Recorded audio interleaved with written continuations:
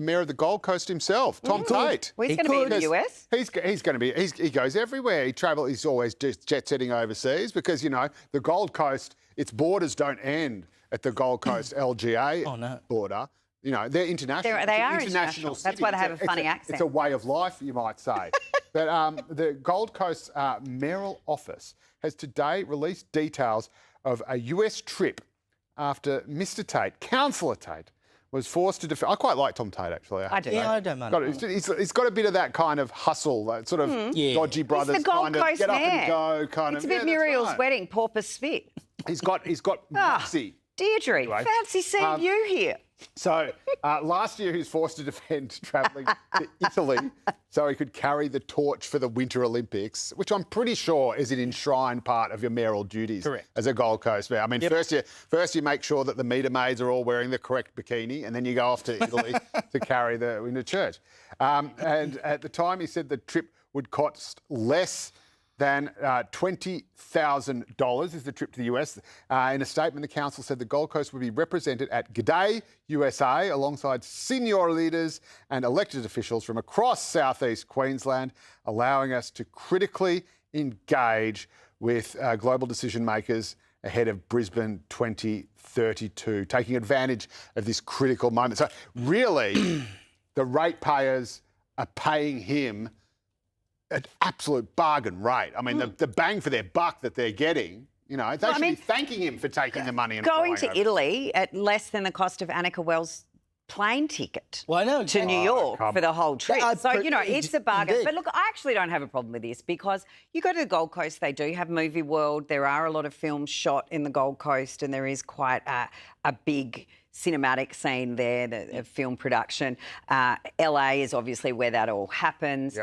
It is a tourist mecca. I mean, it is almost as iconic, not as iconic as the Opera House and the Harbour Bridge, but, you know, we haven't had Palestinian protests on the Gold Coast beach yet. Oh, so don't give them any idea. Yeah, I know. They've ruined everywhere else. They wouldn't make it in Surfers Paradise. No. That's the only Well, they're kefirs that get sand in them. That's it. And they'd get Kefirs beaten Paradise. Let me tell you, those Gold Coast, they wouldn't put up with that rubbish. Kefirs Paradise is called. Yeah, but anyway, I think if Tom really wants to, you know, get the Courier Mail off his back, I think he should take some meter maids with him. just get up there, get that digital image of Trump Tower on Surfers at Kefirs Paradise, show it to Donald Trump, get it built, because the only place you'll find more gold is right here on the Late Debate. Oh, absolutely. Well done.